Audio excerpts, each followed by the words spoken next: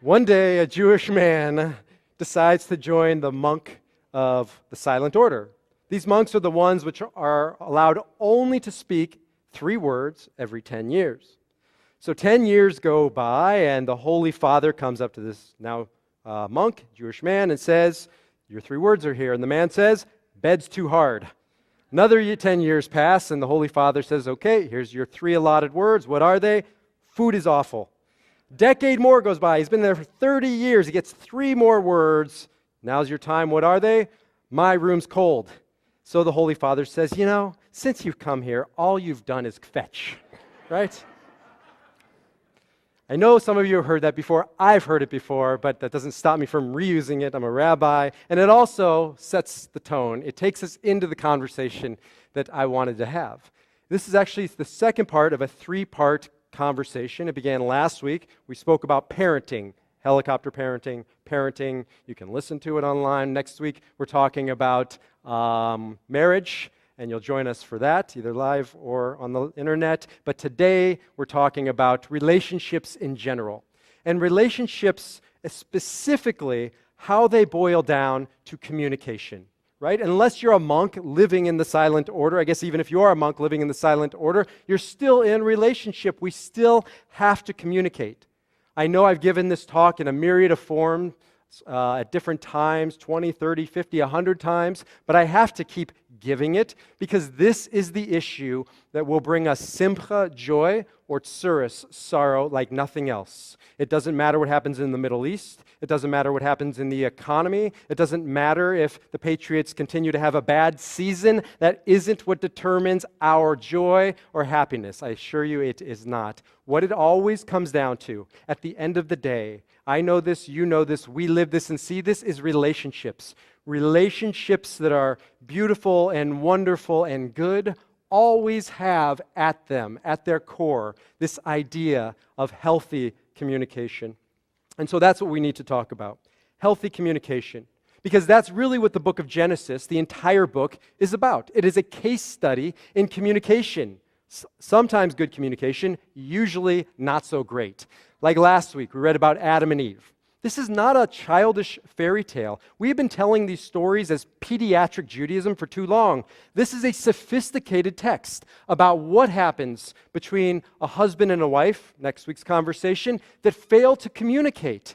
Adam doesn't give her all of the facts. She doesn't choose to talk to Eve or to Adam. She talks to the snake. Neither of them are talking to God. What gets them kicked out of their Garden of Eden? The poor communication, the lack of communication. That's what destroys their garden. That's what destroys anybody's garden.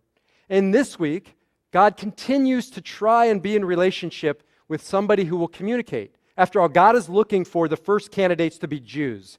Adam and Eve were not Jewish, and Noah is passed over for the job today. It isn't until next week, which we'll talk about next week, where Abraham and Sarah are chosen for the job. How does Noah fail? I mean, Noah is a great man, right? He's an ish Sadiq B'dorotav. He's a righteous man in his generation, and Ben spoke about that. And I don't want to, write him off, but people are complicated. And as righteous as he was, he also made tremendous mistakes. Why? Because he didn't understand what God was asking of him. It wasn't just to build an ark and stock it with livestock and sail the 7 seas. What was Noah asked to do? The Midrash says something beautiful. The Midrash are rabbinic stories that help bring to life the story. So the rabbis say that not only did Noah had to build the ark, he had to grow his own trees. Right? It took decades upon decades, I would imagine, to grow these trees before they could be harvested, cut down, and turned into the ark. What's the point of that? The rabbis say, because the world around Noah was being destroyed. It wasn't God destroying them. They were destroying themselves. How? By a failure to communicate. Stealing and rape and murder. Those are the antithesis of communication. They're the absence of communication, the abuse of communication, right? That's what defined Noah's world. And that was a dark world. And Noah was called not to be a captain of the USS, Minnow. It was called to be the captain of communication. God was begging him to enter into conversation. And Noah doesn't say one single word. He doesn't speak to his neighbors. He doesn't speak to his family. He doesn't speak to his wife. I've shared this many times. We don't even know his wife's name because she's not important in the story. Not because she isn't important, because she wasn't important to Noah. Not important enough to open his mouth and communicate. Noah may have been a great man in some areas, but when it came to communication, I know it's hard to believe when talking about men, he wasn't the world's greatest communicator, to say it mildly. So God passes over Noah for the job. And his next week, he chooses Abraham and Sarah. Why? Again, we'll get into it next week, but simply put, because this is the first journey of a religious people that does not begin with a single solo male mystic. Almost every other religious tradition begins with a man, a bachelor, who goes out into the world on a journey. Perfectly fine and beautiful traditions. That's not the Jewish version. Who goes on a journey next week and become the first Jews? Abraham, with his wife Sarai. Her name is changed to Sarah later. Avram and Sarai become Abraham and Sarah. They go on a journey together as husband and wife.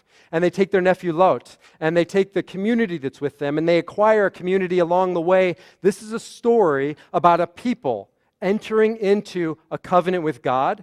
And how do you enter into a covenant? From a Jewish perspective, it all begins with communication. You can't be in a relationship if you're not willing to communicate.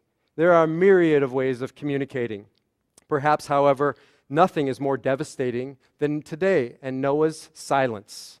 Right? We can deal with all kinds of situations in our life, but the thing I found that's hardest to deal with is when there's nobody talking. Sometimes even the yelling and the screaming is preferable over the dark, lonely silence that pervades that ark, and unfortunately sometimes pervades our relationships and our lives. Look, silence can be holy, and it has its time and it has its place, and we need to bring silence into our noisy lives. But silence can also be destructive. It can be one of the greatest forces of destruction in the world around us. We have all seen this over and over, time and again. Well, first of all, you see it in the Torah.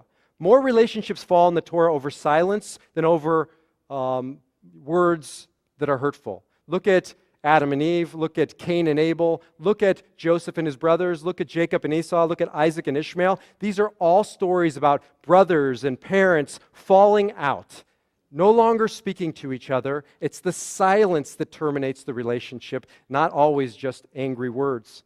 And then you apply it to our lives. And everybody here, at some point or another, has either been a victim of this or been guilty of this, where we have used silence, abused silence to push somebody away, or we've been pushed away. A friendship that is now a falling out, and really the silence that hovers over that friendship. Can't tell you how many times I've officiated at funerals where brother won't talk to sister, siblings won't talk to each other. How many times have I sat with a parent whose child will not speak to them for whatever reason? But silence is devastating. Silence can build up and create, but silence can destroy. And I take this issue personally because this is an issue that really defined at least my father's side of the family. My grandmother was in a place of depression most of her life. And it was a silent time where you didn't talk about depression. Nobody spoke about depression, at least in my family. I was told in the 50s and the 60s, the 70s. It was off limits. It was taboo. And she ended up dying in silence. My grandfather ended up kind of falling away from my family in silence. My father, as you all know, drifted away from me and from my family in silence. How many of us have had this experience of loved ones drifting away, right, with the darkness of silence all around them? Before my father did leave this world, I was trying to awaken within him the danger of the silence that I saw growing in his life. And one of his favorite songs, and I'm sure many of you love it too, is Simon and Garfunkel, right? The Sound of Silence. And I thought maybe this song, maybe these words could break through to him. So I'm only going to share with you one paragraph that I think really sums it up when Simon and Garfunkel wrote, actually two paragraphs. Hello, darkness, my old friend. I've come to talk with you again because a vision softly creeping left its seeds while I was sleeping. And a vision that was planted in my brain still remains within the sound of silence. And the final paragraph, fools, said I, you do not know. Silence like a cancer grows. Hear my words that I might teach you. Take my arms that I might reach you. But my words like silent raindrops fell and echoed in the wells of silence. And we need to think about the silence in our lives and in our loved ones' lives and in those who used to be loved ones and those who used to be friends, and the silence that has grown and become an overwhelming gulf that separates us. Thinking about that silence as a cancer. Silence can be holy, but silence can tear us and our relationships apart. Let me end with this, because this is a beautiful, also real, true life story. There was a man named Sandy and a man named Art, and they were college roommates at Columbia University. Sandy was a scholarship student, a dry cleaner's son, brilliant, promising scholar. However, in his junior year, Sandy began losing his eyesight to advanced glaucoma. But before the year was over, he lost his eyesight and had to go home.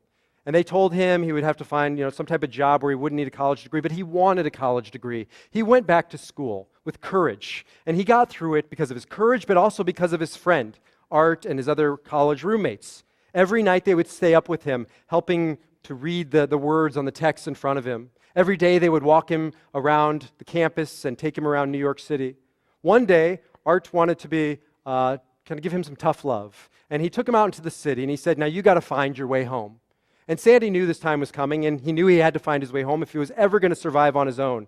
So that day, Sandy navigated all the way from downtown New York City back to Columbia University.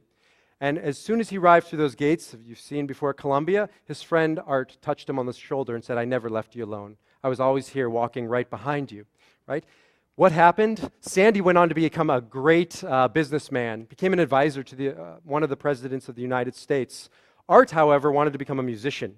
Art didn't do so well at first, and he was struggling. He was at the end of his ropes, and he didn't have any money. And he said, this is it. I need help, or I'm going to call it quits. So he reached out to his friend Sandy. Sandy gave him his entire life savings so that Art Garfunkel could write The Sounds of Silence.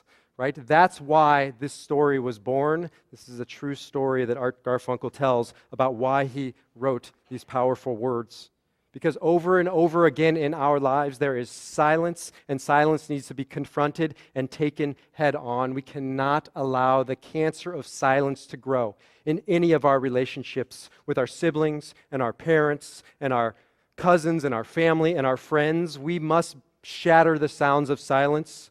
And with those who are in the dark, physically, emotionally, and spiritually, we cannot leave them there, abandon them to those sounds of silence. Fool, said I, you do not know.